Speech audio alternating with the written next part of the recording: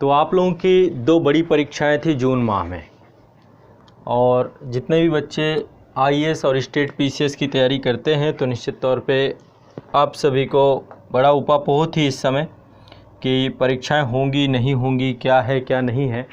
तो अब जा कर के क्लियर हो गई है स्थिति। जितने भी लोग यूपी पीसीएस वाले बच्चे थे और जितने भी बच्चे आईएएस का एग्ज़ाम देना चाहते थे, तो ये ऑफिशियल नोटिफिकेशन आज आया है, ये प्रेस रिलीज़ आज आई है।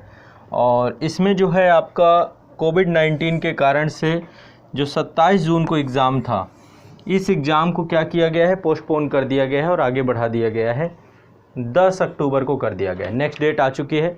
तो अब हमें अपनी रणनीति में कुछ बदलाव करने होंगे, ठीक है। चाहे वो यूपी पीसीएस के बच्चे हों, चाहे आईएएस के बच्चे हों, अपनी रणनीति में कुछ बदलाव करने होंगे। इसको लेकर के आज एक चर्चा पर चर्चा करेंगे।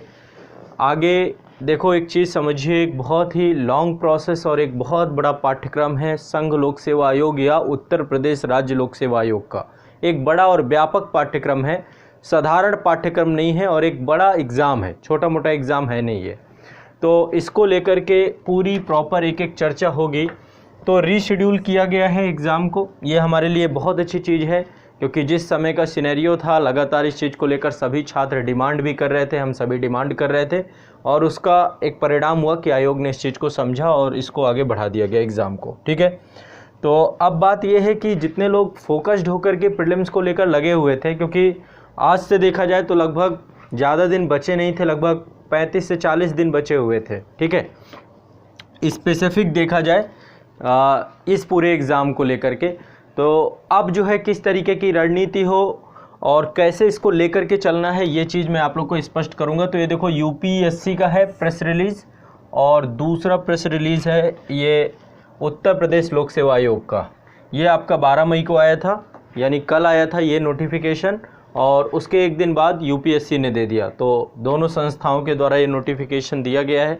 इनके द्वारा भी पहले मई की पूरी परीक्षाएं यूपी पीसीएस ने अपनी रद्द की थी। अब जो है पूरी परीक्षाएं रद्द हुई हैं आपकी जून माह की, ठीक है। तो ये एग्ज़ाम भी मुझे जहाँ तक लगता है कि अक्टूबर माह पे ही इसका जो नया कैलेंडर आएगा, अक्टूबर या मैक्सिमम नवंबर की डेट निकल के आएगी जो अगला एग्ज़ाम है।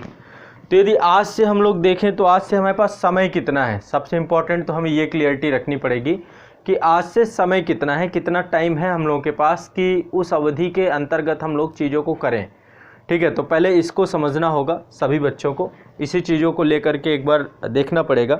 देखो, यहाँ पे निराश होने जैसा कुछ भी नहीं है कि आप लोगों में से कुछ बच्चे निराश भी हो जाते हैं कि एग्ज़ाम पोस्टपोन हो गया। ये अच्छी बात है, इस साल की जो स्थिति परिस्थिति है और आने वाले समय में चीज़ें सही हो जाएं, बस यही उम्मीद है। पिछले 1 साल से आप लोग उम्मीद बांधे बैठे हुए हैं, स्थिति वैक्सीनेशन से ही सही होगी, तो अब इस साल चीज़ें बेटर हो जाएं, और उम्मीद है कि अक्टूबर तक में एक बड़े स्तर का वैक्सीनेशन हो जाएगा। जिस तरीके से राष्ट्रव्यापी वैक्सीनेशन करवाया जा रहा है, तो उसके बाद बहुत ज़्यादा एक स्थिति सामान्य होने की ओर आएगी। क्योंकि जो कह रहे हैं कि कोविड की तीसरी वेव आनी है वो सितंबर में आनी है, सितंबर अक्टूबर की ही बात की जा रही है। तो उस दौरान बहुत ज़्यादा नुकसान नहीं होना, क्योंकि उस दौरान ज़्यादा डरने की भी ज़रूरत नहीं है, क्योंकि उस दौरान देश की 40% से ज़्यादा आबादी को क्या होगा, वैक्सीनेशन हो चुका होगा। इसके अलावा जो इस समय कोविड का पूरा प्रकोप चल रहा है, तो बहुत सारे लोग ऐसे होंगे जिनके बॉडी में ऑलरेडी एंटीबॉडी बन चुके होंगे, जो कोविड से जूझ चुके होंगे। तो ऐसे में तीसरी वेव इतनी घातक नहीं होगी जितनी दूसरी वेव घातक हो गई। और दूसरी वेव का घातक होने का कारण ये था कि हम लोग बहुत ज़्यादा तैयार नहीं थे, हम लोग बहुत ज़्यादा रेडी नहीं थे। इसमें हमारी लापरवाही है, पूरी तरीके से लापरवाही सरकार के द्वारा बरती गई, और हम लोगों की भी इसमें पूरी जिम्मेदारी है। तो अब जो है चीज़ों को लेकर के आयोगों के द्वारा या संस्थाओं के द्वारा हालातों को देखते हुए, क्योंकि पूरे भारत में राष्ट्रव्यापी लॉकडाउन है, तो चीज़ें ऐसे नहीं हो पाएंगी। तो ये एक अच्छी गुड न्यूज़ है। ये एग्ज़ाम भी उम्मीद करके चलिए कि अक्टूबर में होगा। यूपी पीसीएस का जो 13 जून वाला एग्ज़ाम था, ये भी अक्टूबर पे होगा, और जो आपका आईएएस का एग्ज़ाम है उसकी 10 अक्टूबर की डेट तो आयोग ने दे दी है। मुझे ऐसा नहीं लगता है कि आयोग अब कोई दूसरी डेट देगा, यूपीएससी बहुत क्लियर एंड कट संस्था है और बहुत सारी चीज़ों को डिस्कस करके, कल मैंने आपको ये चीज़ बताई थी जब कल का लाइव सेशन था, तो कल मैंने आपको बताई थी कि आयोग की डेट बढ़ेगी। कल ही हमारा डिस्कशन हुआ था लाइव सेशन पे और आज देखिए वो चीज़ आ गई। मैंने आपको बताया था कि केवल तिथि को लेकर के, तो यदि 10 अक्टूबर की तिथि निकाली गई होगी तो बड़े स्तर पर इसका परामर्श हुआ होगा, तब जाके डेट निकाली गई है ना। हर एक स्तर पे, हर एक जो समसामयिक समस्या है इसके चीज़ों को लेकर के, तो 10 अक्टूबर की डेट जो है अब आगे नहीं बढ़ेगी, ये उम्मीद करके रखिएगा आप सभी, ठीक है। ये डेट अब आपकी आगे नहीं बढ़ेगी किसी भी तरीके से, समझ रहे हैं। एमपीपीएससी भी आगे बढ़ेगा। देखो एमपीपीएससी का एग्ज़ाम भी आपका शायद 20 जून कर दिया गया था, निश्चित तौर पे आगे बढ़ेगा, एमपीपीएससी भी बढ़ेगा। हाँ, अपडेट चेंज नहीं होगी, मेरा अनुभव यही कहता है कि अपडेट चेंज होना भी नहीं चाहिए और डेट चेंज होगी भी नहीं, ठीक है। हाँ, एमपीपीएससी बिल्कुल बढ़ेगा, अक्टूबर में जाता है या नवंबर में जाता है, एमपीपीएससी भी बढ़ जाएगा। जेपीएससी ने ऑलरेडी अपने आप को पोस्टपोन कर रखा था, उसने मई में एग्ज़ाम था आपका, 2 मई को एग्ज़ाम था तो वो भी पोस्टपोन हो गया था। बीपीएससी का एग्ज़ाम भी आपका जो है सितंबर तक में सुनाई दे रहा था कि 67वीं को लेकर कुछ नोटिफिकेशन आएगा, लेकिन अभी जो मौजूदा हालात हैं तो मुझे लगता है बीपीएससी और आगे बढ़ सकता है, दिसंबर तक मान के चलिए। तो सभी एग्ज़ाम जितने भी हैं, चाहे वो देखो यूपीएससी बढ़ गया, यूपीपीएससी बढ़ गया, एमपी आपका बढ़ जाएगा, एमपी जून में नहीं होगा, 100% तय है कि एमपी जून में नहीं होगा। ये मेरा जो है व्यक्तिगत अनुभव है कि मतलब ये जानकारी मुझे अंदर से भी है, और दूसरा जो है संभवतः यही होगा। दूसरा क्या है, आगे आपका जो है आरपीएससी का एग्ज़ाम है, तो आरएएस को लेकर अभी पिछले कितने सालों से अभी आरएएस शांत बैठा हुआ है, अभी कोई एग्ज़ाम ही नहीं, तो अब आरपीएससी देखो क्या करता है। जेपीएससी ने अपनी तिथि बढ़ा रखी है, तो जेपीएससी भी यही मान के चलिए कि भाई नवंबर दिसंबर, मतलब एक साथ बहुत ज़्यादा एग्ज़ाम आपको देखने को मिलेंगे, ठीक है। एग्ज़ाम जिस तरीके से बेटा कौन है, राकेश जी, एमपीपीएससी मान के चलिए भाई अक्टूबर नवंबर ही मान के चलिए, सारे एग्ज़ाम आपको एक साथ मिलेंगे सभी लोगों को, ठीक है ना, क्लियर है। चलिए तो अब आगे बढ़ते हैं, सभी लोगों को लेकर के एक बार डिस्कस करते हैं कि अब रणनीति और स्ट्रेटजी को लेकर के किस तरीके से हमें काम करना चाहिए, ताकि इस एग्ज़ाम में हम कुछ बेहतर और आगे जो है अपनी एक व्यापक तैयारी को कंटिन्यूअस कर सकें, रख सकें, किसी तरीके का कोई दिक्कत ना आए, कोई परेशानी ना आए। तो इस चीज़ को लेकर के एक प्रॉपर डिस्कशन हमारे बीच में अब होना चाहिए। कौन है, धर्मेंद्र सिंह करें, यूपीपीसीएस का आगे 6 मंथ के लिए कोई न्यू बैच स्टार्ट कर दीजिए, ठीक है। मैं अभी सब जानकारी दूंगा, बैचेस को लेकर के भी जानकारी आपको दूंगा।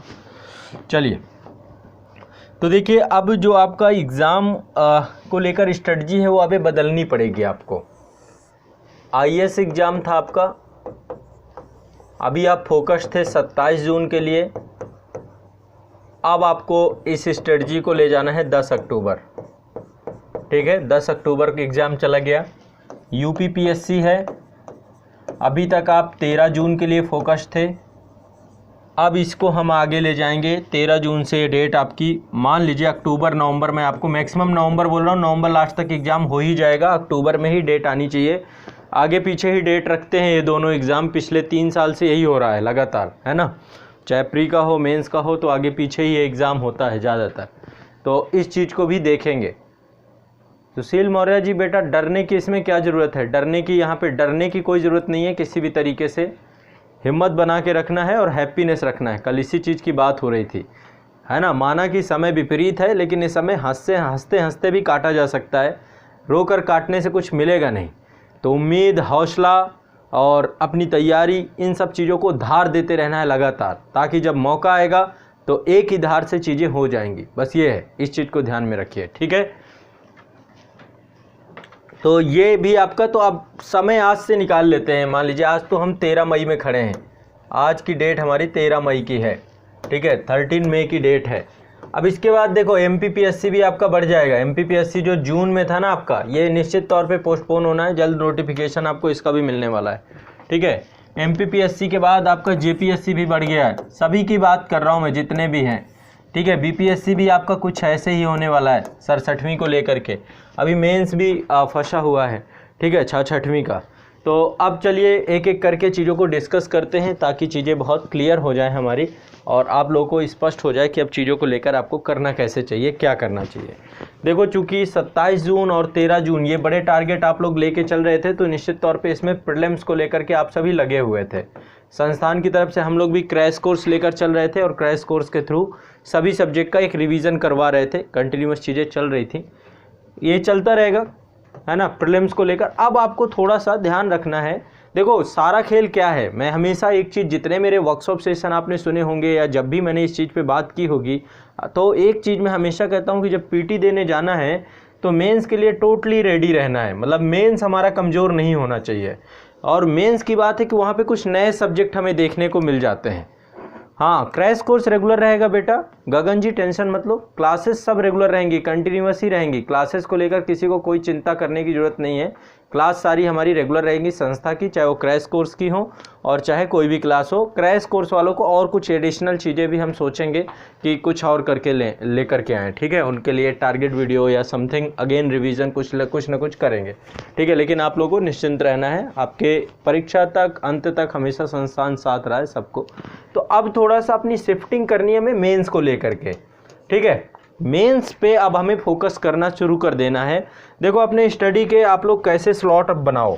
स्टडी स्लॉट आपको जो बनाना है, एक स्लॉट आपको अपना मेंस का बनाना है। मेंस के जो सब्जेक्ट हैं, कुछ मैं आपको सब्जेक्ट बताऊंगा जो आपने निश्चित तौर पे नहीं किए होंगे, मैं श्योरिटी के साथ कहता हूँ। यदि किए भी होंगे तो शायद उसमें इतनी ज़्यादा पकड़ नहीं होगी, ठीक है। दूसरा है ऑप्शनल पेपर, आपका ऑप्शनल पेपर है आपका, ठीक है। मेंस हो गया, ऑप्शनल पेपर हो गया।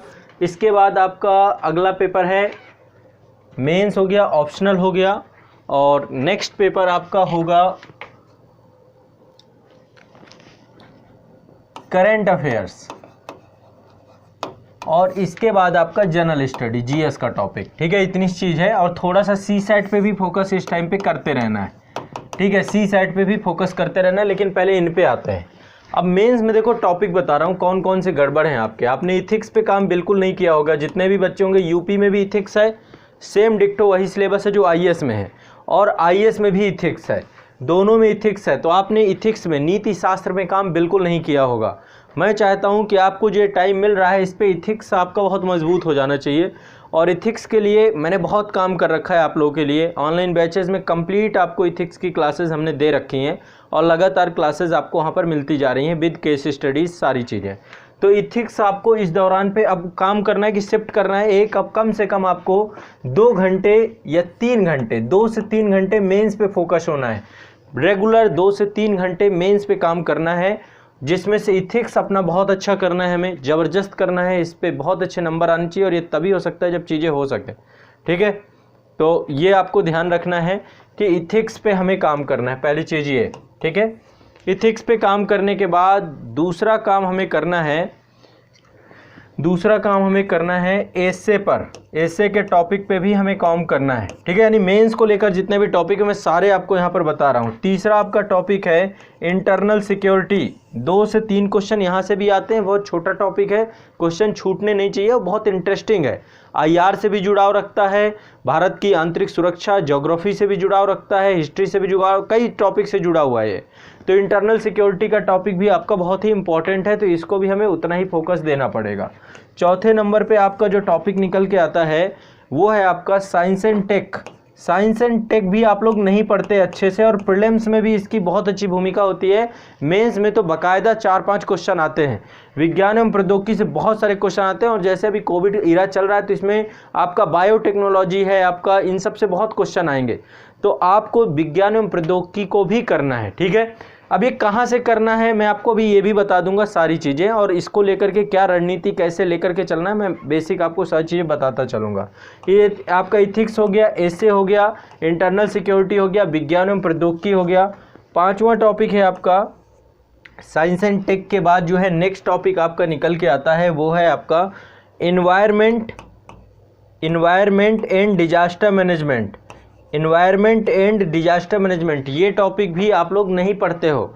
इस टॉपिक को, डिजास्टर मैनेजमेंट, आपदा प्रबंधन आपने पढ़ा ही नहीं होगा, उससे भी प्रश्न पूछता है हर बार, जो है कोई ना कोई इशू, कोई ना कोई मुद्दा उससे जुड़ जाता है, ठीक है। इसके बाद आज जो है अभी करंट अफेयर्स की क्लास करेंगे इसके बाद, ठीक है, करंट अफेयर्स की क्लास करेंगे। पहले आपको मैं थोड़ा सा जो अभी समसामयिक दौर पे ये पूरा का पूरा आपका जो एग्ज़ाम की डेट पोस्टपोन हुई है इसके बारे में बता देता हूँ, फिर क्लास हम चालू करेंगे। तो इन्वायरमेंट और डिजास्टर मैनेजमेंट, ठीक है। इसके बाद 6वें नंबर पे आपका जो रहेगा, 6वें नंबर पे आपका टॉपिक निकल के आता है वो है इंडियन इकोनॉमी का। तो देखो पीटी के टॉपिक हैं जो प्रीलिम्स में जीएस के, प्रीलिम्स के पीटी जीएस के टॉपिक जो आपके हैं उसमें से हिस्ट्री, ठीक है, हिस्ट्री में एंशिएंट, मेडिवल, मॉडर्न। इसके बाद आपने ज्योग्राफी, ज्योग्राफी में फिजिकल, वर्ल्ड और इंडियन ज्योग्राफी, ठीक है। इसके बाद नेक्स्ट आपके हैं ज्योग्राफी के बाद जो है अगला टॉपिक है आपका पॉलिटी। पॉलिटी में आपका, आप देखिए पॉलिटी में ही आपका गवर्नेंस का टॉपिक अलग है, गवर्नेंस आपका अलग है, ठीक है, गवर्नेंस का टॉपिक अलग है, गवर्नेंस यानी शासन व्यवस्था का टॉपिक अलग है। और यहाँ पे नेक्स्ट है आपका इकोनॉमी, इकोनॉमी का भी टॉपिक है आपका। इकोनॉमी से भी आपको बहुत अच्छे क्वेश्चन पूछे जाते हैं पीटी में और मेंस में, ये टॉपिक यहाँ पर भी हैं, सारे मेंस के टॉपिक भी हैं। तो हमें अब स्ट्रेटजिक तरीके से इन स्लॉट को बनाना पड़ेगा और अपने टाइम को विभाजित करना पड़ेगा। आप लोगों ने अपने ऑप्शनल पेपर पे काम बिल्कुल नहीं किया होगा, तो हमें ऑप्शनल पेपर को भी अब लेकर के चलना है। डेली 2 घंटे अपने ऑप्शनल पेपर पे भी काम करना है। या तो आप कहीं संस्थान से जुड़े होंगे ऑप्शनल को लेकर, या सेल्फ स्टडी कर रहे होंगे, कोई 2 ही तरीके होंगे आप लोग के। ऑप्शनल आप लोग बिल्कुल भी नहीं पढ़ते हैं, आपको पता है कि आप लोग ऑप्शनल को बिल्कुल भी पूरी तरीके से इग्नोर कर देते हैं, ऑप्शनल पे काम ही नहीं करते हैं। तो ऑप्शनल पेपर बहुत ज़रूरी है। और एक चीज़ बता दूं आपको, पीटी के बाद टाइम नहीं मिलता है, वहाँ पे केवल रिवीजन के लिए टाइम मिलता है। आपको लगता है कि प्रीलिम्स के बाद आप कोई चीज़ कर लेंगे, तो आपको इस चीज़ को नहीं पता कि आप अपने आप को भ्रमित कर रहे हैं, दिग्भ्रमित कर रहे हैं। ये चीज़ क्लियर रखिएगा, आपको प्रीलिम्स के बाद कोई किसी भी तरीके का कोई भी समय नहीं मिलने वाला है। तो इसलिए बहुत ज़रूरी है कि आप इस चीज़ को लेकर क्लियरिटी रखें कि आपका जो वैकल्पिक विषय, कोई भी वैकल्पिक विषय जो आपका हो, आपने निर्धारित किया होगा।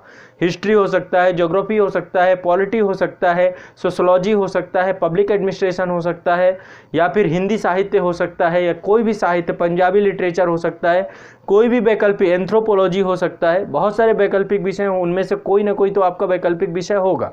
यहाँ पे एक बार मुझे बताइए कि आप लोग के वैकल्पिक विषय क्या क्या हैं, किसके क्या वैकल्पिक विषय हैं, एक बार मुझे बताइए। ऑप्शनल में, ऑप्शनल हिस्ट्री के लिए बुक अभी मैं रेगुलर बता तो रहा हूँ आप लोगों को कि आप लोगों को एनसीईआरटी में क्या पढ़ना है, और बाकी की कंप्लीट बुक मैं आप लोगों को बताऊँगा। हिस्ट्री ऑप्शनल की बुक मैं आपको दे दूँ, हिस्ट्री, बॉटनी, हिंदी, हिस्ट्री वाले काफ़ी है, मैथमेटिक्स वाले भी हैं यहाँ पे, sociology, geography, history, sociology, geography, history. Book तो देखो मैं सारी आप लोगों को बता दूंगा, history, political science, geography, sociology, geography, political science. तो काम कर रहे हैं आप लोग अपने, मतलब ऑप्शनल को लेकर के आपने काम किए हैं कुछ। फिलॉसफी वाले भी है, बीपीएससी के लिए हिस्ट्री, लॉ भी है, अतुल मिश्रा जी लॉ से हैं। जो मुझे समझ में आ रहा है कि आप में से ज़्यादातर जितने लोग हैं, हिंदी साहित्य वाले भी हैं यहाँ पे, हिस्ट्री वाले भी हैं, ज्योग्राफी वाले भी हैं, पॉलिटिकल साइंस वाले भी हैं। इसके बाद जो है आपके मैथ के भी 1-2 बच्चे मैथ के भी निकल के आए थे। तो देखो ये सेक्शन बहुत इंपॉर्टेंट है, चाहे वो आईएएस का हो, यूपीपीएससी का हो।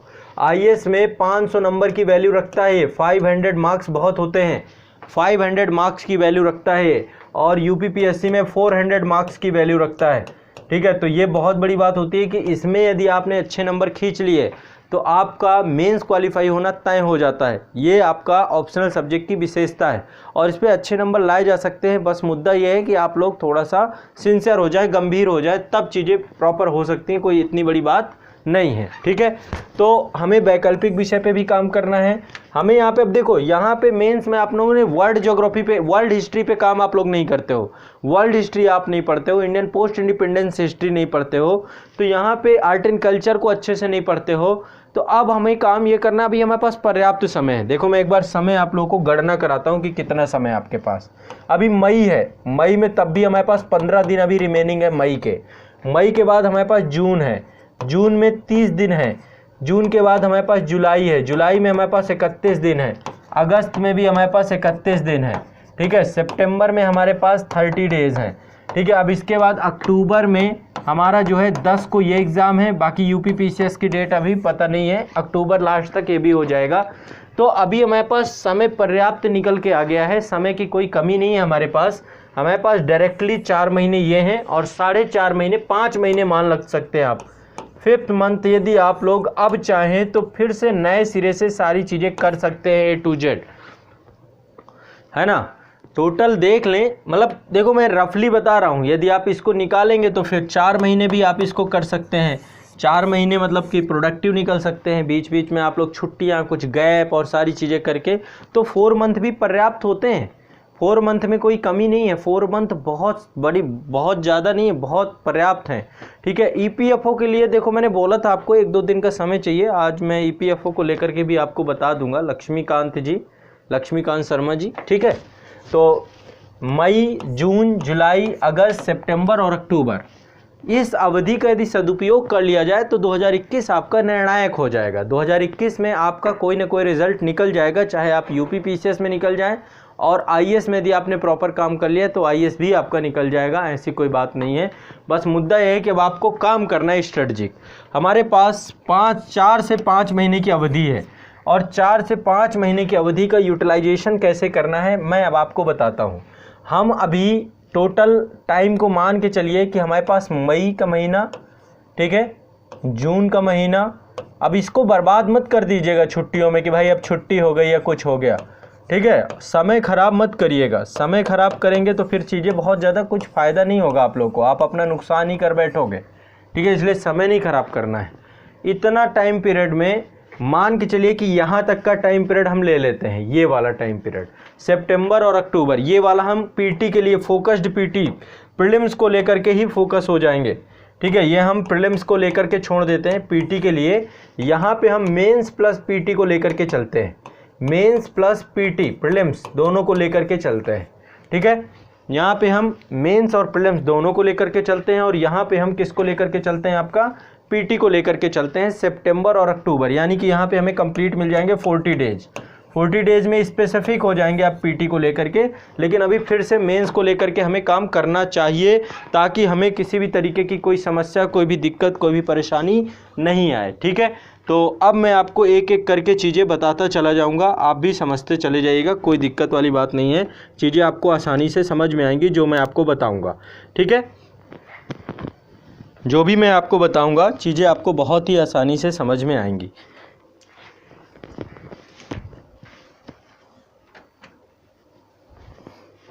चलिए अब देखिए इसमें टाइम स्लॉट कैसे डिवाइड किया जा सकता है। हमें करना कुछ नहीं है, हमें मेंस के टॉपिक पता है, अपने, ठीक है, कि मेंस में हमें क्या क्या मजबूत करना है। सबसे पहले मैं कहता हूँ इथिक्स पे ही काम करना शुरू करना है हमें मेंस को देना है लगभग 2 से 3 घंटे, इससे कम पे बात नहीं बन पाएगी मेंस के साथ। मेंस में 2 से 3 घंटे, मतलब 3 घंटे तक का निकालिए टाइम कि अब मेंस पे हमें प्रॉपर 3 घंटे तक का समय लेकर के चलना ही पड़ेगा, तब जाके बात बन पाएगी। तो मेंस के लिए हम कम से कम निकालेंगे कितना समय, 3 घंटे का समय निकालेंगे, 3 घंटे का समय मेंस में, ठीक है। इसके बाद हम जो है मेंस के बाद यहाँ पे इथिक्स वाला जो टॉपिक है ये आपको करना ही करना है, मतलब कोई भी दिक्कत नहीं होनी चाहिए, और रेगुलर मेंस आंसर राइटिंग करना है। मेंस आंसर राइटिंग में यहाँ पे कराऊंगा, आप लोगों को करा ही रहा हूँ, लगातार मेंस आंसर राइटिंग करा रहा हूँ, तो मेंस आंसर राइटिंग भी आप लोगों को करना है सभी को साथ में रेगुलर, मतलब मेंस आंसर राइटिंग हो जाएगी तो 3-4 महीने में भय खत्म हो जाएगा, मेंस के लिखने का, क्वेश्चन लिखने का डर खत्म हो जाएगा, इतने क्वेश्चन आप लोग लिख चुकोगे, ठीक है। तो मेंस आंसर राइटिंग भी आपको खुद से भी करना है और जो मैं करा दूँ वो भी कर लेना है। मेंस आंसर राइटिंग रेगुलर रख देना है और इथिक्स चालू करिए।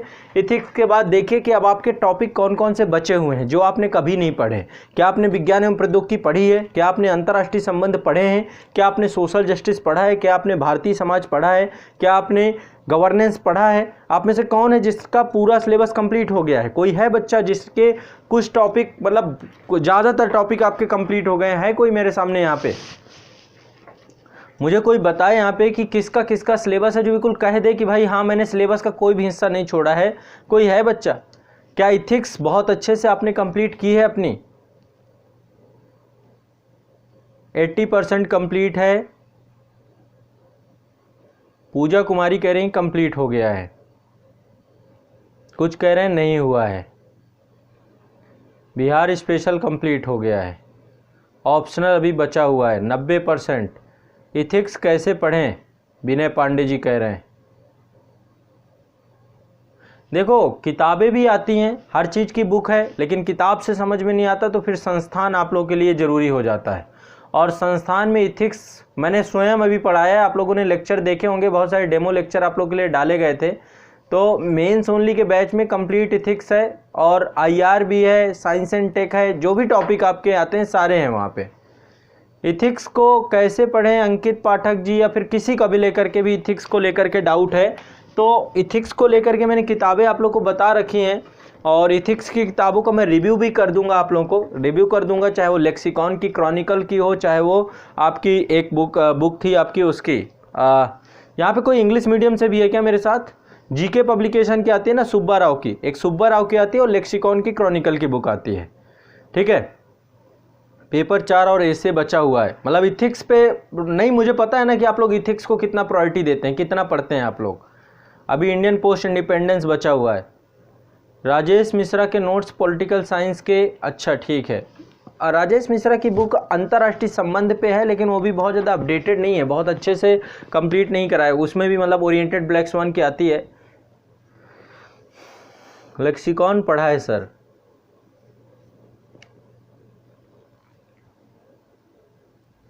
ठीक है, मैं बुक वगैरह को लेकर करा दूंगा, आप लोग की मदद करा दूंगा और बुक आप लोग के घरों तक भी पहुंचा दूंगा, कोई दिक्कत नहीं है। आप लोग को thebookindia.com से कोई भी किताब घर में पहुंच जाएगी, आपको टेंशन लेने की जरूरत नहीं है।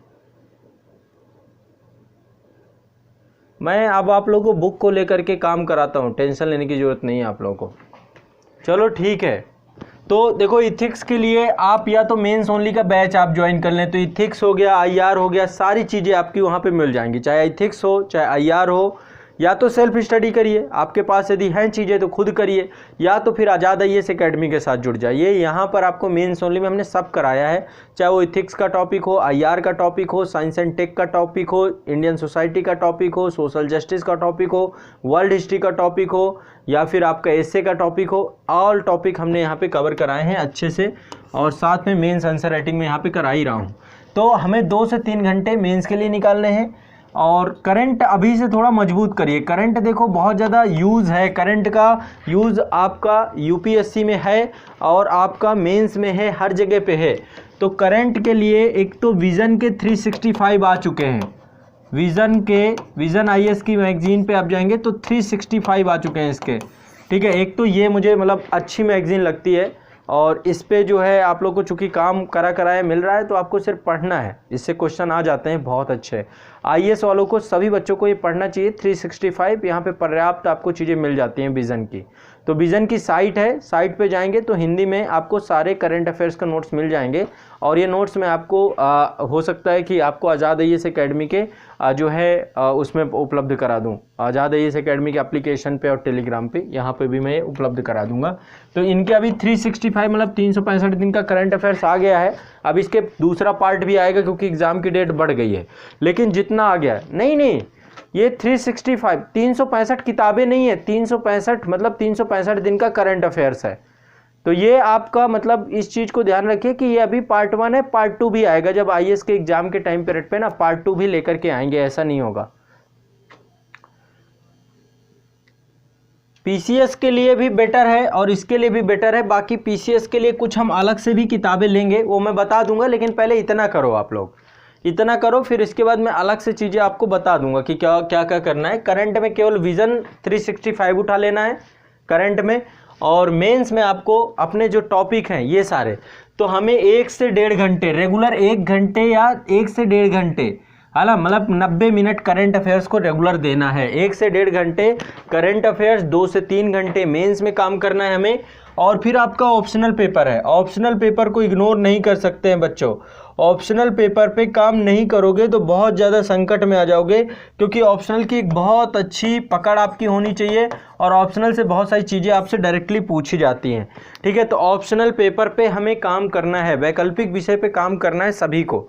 इसके लिए आपको बुक्स अवेलेबल है मार्केट में, हर एक चीज़ उपलब्ध है, आप लोग बुक्स संस्थान से भी बात करके संस्थान को यदि बता देंगे तो हम उपलब्ध करा देंगे। जो आपका वैकल्पिक विषय होगा यहाँ से आपको नोट्स उपलब्ध करा दिए जाएंगे, कोई दिक्कत वाली बात नहीं है। thebookindia.com में आपको नंबर मिल जाएगा उसका, ठीक है। तो ऑप्शनल सब्जेक्ट जो आपके हैं इसकी किताबें आपको मिल जाएंगी। ऑप्शनल सब्जेक्ट में आप सेल्फ स्टडी के थ्रू कर सकते हैं, अन्यथा की स्थिति में पब्लिक एडमिनिस्ट्रेशन और हिस्ट्री ऑप्शनल संस्थान में अवेलेबल है। आप लोग पब्लिक एडमिनिस्ट्रेशन या हिस्ट्री ऑप्शनल से हैं तो आपको जुड़ सकते हैं, यहाँ पर आपको सारी चीज़ डिटेल में करवा दी जाएंगी, पूरे टॉपिक जितने भी हैं, ठीक है। तो आपको एक तो क्या करना है, ऑप्शनल सब्जेक्ट, फिर आपको ये दो चीज़ों को क्लियर है आपका। इसके बाद आगे चलते हैं, एक दो चीज़ें और डिस्कस करते हैं और आगे मतलब आपको कम से कम ऑप्शनल सब्जेक्ट को भी 2 से 3 घंटे देना होगा हमें, ठीक है। तो अब देखिए टाइम कैसे हम निकाल रहे हैं, टाइम को एक बार समझने का प्रयास करते हैं। सबसे पहले हमारा है प्रीलिम्स के टॉपिक, प्रीलिम्स, ठीक।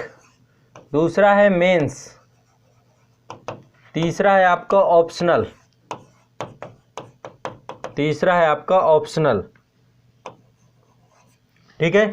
तो प्रीलिम्स जो आपका है, मेंस जो आपका है ऑप्शनल। प्रीलिम्स के लिए पहले, मेंस के लिए मैंने आपको बताया 2 से 3 घंटे का टाइम रेगुलर निकालना है। एक स्लॉट बनाना है हमें अपने मेंस के लिए, कोई भी बना लीजिए, मॉर्निंग स्लॉट में कर लीजिए और इसमें, और सब्जेक्ट अपने देख लीजिए कि क्या आपके नहीं हुए हैं, ठीक है। इसके बाद दूसरा स्लॉट अपने ऑप्शनल के लिए कम से कम 2 घंटे आपको वैकल्पिक विषय पे काम करना है। चौथा मैंने आपको बता दिया करंट अफेयर्स 365 आ चुका है, करंट अफेयर्स भी आपको करना है, करंट अफेयर्स भी आपको करना है, ठीक है। तो 365 विजन के जो आए हैं करंट अफेयर्स में, विजन 365, ठीक है। ये आपको मैं आज़ाद IAS एकेडमी के टेलीग्राम चैनल पे अवेलेबल करा दूंगा। अच्छे करंट अफेयर्स हैं, अच्छे नोट्स हैं, इसलिए आप लोग को पढ़ना चाहिए। सारे बच्चे इसके बारे में जानते भी होंगे, अच्छा है ये, ठीक है। इकोनॉमिक्स नहीं समझ में आ रहा तो आप लोगों को, इकोनॉमी तो मैंने पढ़ाया इतने अच्छे से संस्था में, विजन IAS का नहीं समझ में आ रहा तो आप संस्था का पढ़ लो। संस्था में तो बहुत अच्छे से हमने इकोनॉमी पढ़ाया A to Z। इकोनॉमी यदि आपको नहीं अच्छी है तो इकोनॉमी आप पढ़ सकते हैं, बहुत अच्छे से हमने संस्थान में पढ़ाया है, मैंने भी पढ़ाया, रावेन सर ने, अभी हमने अपडेट भी किया पूरी इकोनॉमी को। आपको 70 से 80 लेक्चर में पूरी इकोनॉमी अच्छे से समझ में आ जाएगी यदि कहीं आपको नहीं समझ में आती, क्योंकि इकोनॉमी थोड़ा सा तकनीकी हो जाता है, टेक्निकल हो जाता है, टर्म्स आपको समझ में आने चाहिए, चीज़ों को लिंक कर पाएँ, एक दूसरे को जोड़ पाएँ, ये बहुत ज़रूरी है, ठीक है। तो ये PCS के लिए भी है बेटा, ये ऐसा थोड़ा ना कि PCS के लिए नहीं है, ये IAS और UP PCS दोनों के लिए है। बाकी मैं फिर आगे अभी बताऊँगा ना आप लोगों को। अभी सिर्फ हमें ये 3.5 महीने की हमारी ये स्ट्रेटजी है, 3.5 महीने, यानी कि अभी से लेकर के हम अगस्त, लास्ट अगस्त तक ये चीज़ों को हमें करना ही करना है रेगुलर बेस पे। तो कम से कम 1 से 1.5 घंटे आपका क्या चलना चाहिए, करंट अफेयर्स चलना चाहिए, ठीक है। अब देखो यहाँ पे कितना टाइम हो गया, यहाँ पे लगभग आप 6 से 7 घंटे में मेंस, ऑप्शनल, करंट अफेयर्स, इतना तो आप कम से कम करेंगे ही करेंगे, मेगा स्लॉट करके। और एक आपको रिवीजन स्लॉट बनाना है अपना, एक रिवीजन स्लॉट कम से कम 2 घंटे का होना ही चाहिए। रिवीजन स्लॉट में वो टॉपिक रखे जाते हैं, रिवीजन स्लॉट पे वो टॉपिक रखे जाते हैं जो टॉपिक आपको पढ़ चुके हैं आप ऑलरेडी, तो एक रिवीजन स्लॉट चाहिए, रिवीजन मस्ट है। चाहे आप करंट अफेयर्स पढ़ रहे हैं तो इसको भी रिवाइज करते जाना है, बिना रिवीजन के देखो बात नहीं बनेगी, सारा खेल रिवीजन का ही है इस पूरे एग्जाम पे। तो रिवीजन स्लॉट बहुत होना जरूरी है, आपको रिवीजन स्लॉट अपना बनाना ही पड़ेगा, तभी बात बन पाएगी। तो एक रिवीजन स्लॉट बनाइए 2 घंटे का, 2 आवर्स का रिवीजन स्लॉट बनाइए। प्रीलिम्स के जो टॉपिक आप पढ़ चुके हैं जो भी, तो इनको रिवाइज करते जाइए। तो इजीली आपको कुछ नहीं है, 8 से 9 घंटे ही पढ़ना है रेगुलर, और 8 से 9 घंटे में आप देखेंगे 3.5 महीने में तस्वीर बदल जाएगी आपके। यहाँ के टॉपिक सारे अच्छे हो जाएंगे, मेंस वाले सेक्शन के आप कवर कर लेंगे, बस रिवीजन करने के लिए बचेंगे। आपके ऑप्शनल के टॉपिक जो होंगे ये भी काफ़ी कवर हो चुके होंगे, कम से कम पेपर 1, पेपर 2, 2 पेपर है, तो काफ़ी हल्का हो चुका बोझा आपके ऊपर, ठीक है। विशाल सिंह करें इकोनॉमी के लिए बुक कौन सा लें, देखो मैंने आज़ाद पब्लिकेशन का एक YouTube चैनल है, वहाँ पे जाओगे तो वहाँ पे सब पता है, वहाँ पे बुक लिस्ट है, या फिर आज़ाद IAS एकेडमी में भी मैंने बुक लिस्ट बता रखी है सारी। आप लोग बहुत ज़्यादा कंफ्यूज मत हुआ करो, किताबें आपको पता करना है ना, जिसकी भी पता करना है, यदि IAS की पता करना है, यदि आपको PCS, किसी भी PCS की पता करना है, तो आपको देखो मैं बहुत ईजी बता रहा हूँ। आप YouTube पे सर्च करिए बुक लिस्ट आज़ाद आईएएस एकेडमी, बुक लिस्ट आज़ाद बीपीएससी, जिस एग्जाम की आपको पता करना हो आपको बुक लिस्ट पूरी, बुक लिस्ट आज़ाद यूपीपीएससी एकेडमी, तो वहाँ पर मैंने यूपी की बता रखी है, बीपीएससी वाले में बीपीएससी की बुक लिस्ट आ जाएंगी। बुक लिस्ट हमने सब बता रखी है आपकी कंप्लीट, और बुक लिस्ट आपको घर तक पहुँचाने की भी हम जिम्मेदारी ले लेंगे, आपको घर तक पहुँचा भी देंगे। ठीक है, आपको thebookindia.com से बुक लिस्ट आपके पास तक पहुँच जाएंगी, इसको लेकर निश्चिंत रहिएगा आप। तो ये आपका जो है टॉपिक है आपका, चाहे वो रिवीजन स्लॉट हो, रिवीजन स्लॉट देखो सबसे अनिवार्य स्लॉट है। और देखो रिवीजन को लेकर भी आप लोग के बहुत कंफ्यूजन, रिवीजन क्या करें, कैसे करें, क्या ना करें। जो पढ़ चुके हैं उसका रिवीजन करें, और रिवीजन को ये नहीं होगा कि पहले जो है लास्ट में करूंगा, लास्ट महीने में ऐसे नहीं होगा। रिवीजन अभी से रेगुलर करते जाना पड़ेगा, एक हमें स्लॉट रिवीजन का बनाना ही पड़ेगा और रेगुलर उस स्लॉट का लगातार प्रयोग करना पड़ेगा। तो एक रिवीजन स्लॉट आपको बनाना ही पड़ेगा, सबको ध्यान रखिएगा। बिना रिवीजन स्लॉट के बात नहीं बन पाएगी, हमें रिवीजन स्लॉट से ही काम चलाना पड़ेगा। तो एक रिवीजन स्लॉट हम सबको बनाना पड़ेगा। ठीक है, तो हमें prelims, mains, optional, current affairs, ठीक है, तो यहां पर एक रिवीजन स्लॉट, प्रीलिम्स वाले स्लॉट को रिवीजन स्लॉट रखेंगे। अब देखो इससे बहुत अच्छे से आपका मेंस के कुछ टॉपिक, जैसे मान लो यहाँ पे आपने इथिक्स बहुत अच्छे से कर लिया, आपने इससे बहुत अच्छे से कर लिया, इथिक्स ऐसे दो बड़े टॉपिक कर लिए, ऑप्शनल भी कर लिया, आपका बोझा हल्का कर दूंगा मैं बहुत अच्छे से यदि आप ये लेकर के चलेंगे। अब आपको लग रहा होगा कि स्ट्रेटजिक तरीके से पढ़ें कैसे, तो देखो मैं इस चीज़ को लेकर के कभी मना नहीं करता, आप लोग सेल्फ स्टडी से चीज़ें कर सकते हैं, लेकिन इसके बावजूद भी आपको लगता है कि नहीं हो पाएगा आपसे, तो आपको कुछ नहीं करना है। आज़ाद आईएएस एकेडमी का एप्लीकेशन है, इस एप्लीकेशन को डाउनलोड करना है। आज़ाद आईएएस एकेडमी के एप्लीकेशन को डाउनलोड करेंगे तो वहाँ पे आपको कोर्स मिल जाएगा, आईएएस का, यूपीपीसीएस का, बीपीएससी का, जेपीएससी का, कोई भी जो कोर्स चाहिए आपको, ऑल कोर्सेज आपको वहाँ पे मिल जाएंगे, और सारे कंटेंट अपडेटेड हैं वहाँ पे, पूरा कंटेंट आप वहाँ पे इजीली, जो सब्जेक्ट आपको चाहिए वो सब्जेक्ट आप कम से पढ़ सकते हैं जो आपके अच्छे ना हो। कई बार क्या होता है कि कई जगह, जैसे कुछ लोग कह रहे हैं कि इकोनॉमी नहीं समझ, तो कहीं यदि नहीं समझ में आ रहा है तो भी टेंशन नहीं लेना है, हमने बहुत आसान भाषा में चीज़ों को, जटिल को आसान बनाया है। तो आपको एक, आप लोग के पास सबसे बड़ा ये हथियार है, आप आज़ाद आईएएस एकेडमी ऐप के थ्रू पेड क्लासेज होंगी, ये इनके माध्यम से करेंगे। इसके बाद जब प्रीलिम्स होगा, अगेन अभी प्रीलिम्स होगा, यानी कि 10 अक्टूबर को प्रीलिम्स होगा, तो 10 अक्टूबर को प्रीलिम्स के नज़दीक आप लोग क्रैश कोर्स ज्वाइन करेंगे। क्रैश कोर्स में हम स्वयं रिवीजन आपको कराएंगे, हर एक सब्जेक्ट का रिवीजन कराया जाएगा, जितने भी प्रीलिम्स के होंगे आपके, चाहे वो आपका पॉलिटी का हो, चाहे वो आपका हिस्ट्री का हो, चाहे वो आपका ज्योग्राफी हो, ठीक है, चाहे वो आपका इकोनॉमी हो, चाहे वो आपका इन्वायरमेंट हो, ठीक है, चाहे वो आपका साइंस हो, अच्छे से हर एक सब्जेक्ट का, चाहे वो आपका सीसेट हो, प्लस टेस्ट सीरीज भी रखेंगे यहाँ पर। तो क्रैश कोर्स से आपका रिवीजन बहुत कम समय में 40-45 दिन में आपका हम करवा देंगे, कोई दिक्कत नहीं होगी। ठीक है, ये कौन है, राधे साइबर कह रहे हैं सर विजन आईएएस की इकोनॉमी नहीं समझ में आ रही, तो मैंने बेटा आपको बताया ना कि इकोनॉमी के लिए फिर आपको ज्वाइन करना पड़ेगा, जब आप थ्योरी पढ़ेंगे पूरी तब आपको चीज़ें समझ में आ जाएंगी। देखो क्रैश कोर्स में जो आपका इकोनॉमी है राविन सर करवा रहे थे, और जैसा कि आप लोगों को पता है कि थोड़ा सा अभी उनके घर में आकस्मिक घटनाएं हो गई हैं, तो जैसे ही वापस आएंगे इकोनॉमी की क्लास आपकी कंटिन्यू हो जाएगी। बाकी ऑनलाइन बैच में हमने उन्हीं चीज़ों को बहुत डिटेल से, समग्रता से पढ़ाया है। क्रैश कोर्स तो एक मात्र रिवीजन कोर्स है, यहाँ पर रिवीजन हो रहा है बस। तो आप सभी को सारे सब्जेक्ट को रिवीजन हम करवा देंगे, लेकिन आपको भी अपने स्तर पे इनको करना है, साथ में बुक को लेकर के भी चलना है। तो अब जो है समय ये है कि अब अपने आप को आप लिथार्जिक मत हो जाइएगा, आलस्य और प्रमाद में कि भाई चलो एग्ज़ाम की डेट टल गई, ये हो गया वो हो गया, इन सब चीज़ों पे यदि समय गंवाएंगे तो फिर बात बहुत ज़्यादा बिगड़ जाएगी। इसलिए समय को गंवाना नहीं है, किसी को भी समय कोई गंवाएगा नहीं, और आप लोगों को खूब मेहनत करनी है, खूब परिश्रम करना है, चीज़ें बहुत बेहतर हो जाएंगी। टेंशन लेने की आपको कोई भी ज़रूरत नहीं है किसी भी बच्चे को। ठीक है, चलिए